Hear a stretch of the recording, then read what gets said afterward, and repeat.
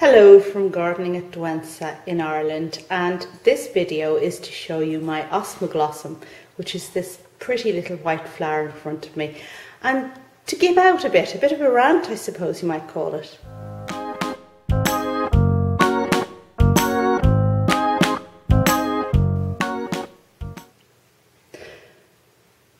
And here we have my kitchen display at the moment, and long-term subscribers will recall that anything that's actually in flower at the moment I move into the kitchen so I can enjoy it properly.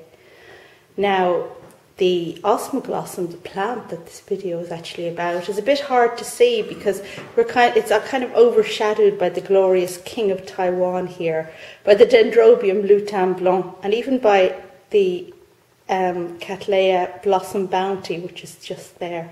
In fact, everything screams out, even that tiny little Encyclia vitellina screams out more than the Osmoglossum itself. But let's go up, because I know this is one that all the species lovers out there are going to be raving about.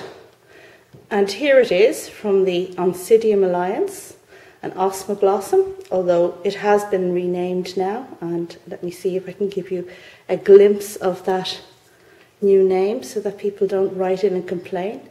Yes, it begins with a C-U-I, and I've no idea how you pronounce that. In any case, these are the flowers, and the shape is quite unusual, quite interesting. It's actually almost like an upside down flower. There we go. Now this is just opened, and if we look down below we can see that one of the blooms is just opening now.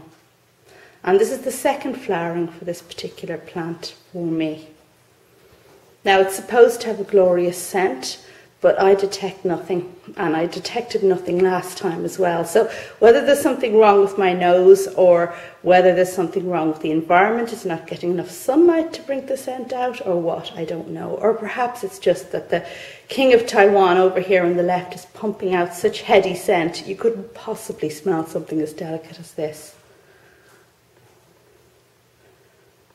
There we go. Anyway, yeah. It's quite pretty, really are upside down flowers. Perhaps the spike is meant to hang down, and I've got it staked up, so yeah. Right. So anyway, what I wanted to rant about this particular plant was how the blooms look when they're beginning to open like that.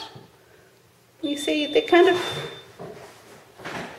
look like, a generic flower. There's nothing that screams orchid there. And they remind me actually of the snowflake, or leucodium, which is a spring flowering bulb similar to a snowdrop that we get in this part of the world. And that, when I realised what it reminded me of, completely put me off, because in my books there's absolutely no point in going to all the trouble of growing something as fantastic as an orchid and as fussy as an orchid if it's going to remind you of a garden plant. I mean, for goodness sakes, I have a Bob Betts, and some people said it looked like a daffodil. I mean, what the heck? And also my orange Cattleya, the coastal sunrise one, some people said it reminded them of a daylily. Now, I don't want my orchids to remind me of a daylily or a daffodil or even a leucodium. I want them to remind me of an orchid because, well, that's why I grow them in the first place.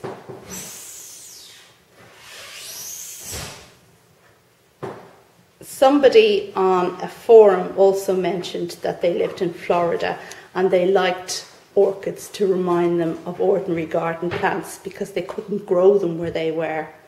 And they cited an example of Brassolaeliocattleya, which is the yellow bush that flowers in spring in this part of the world.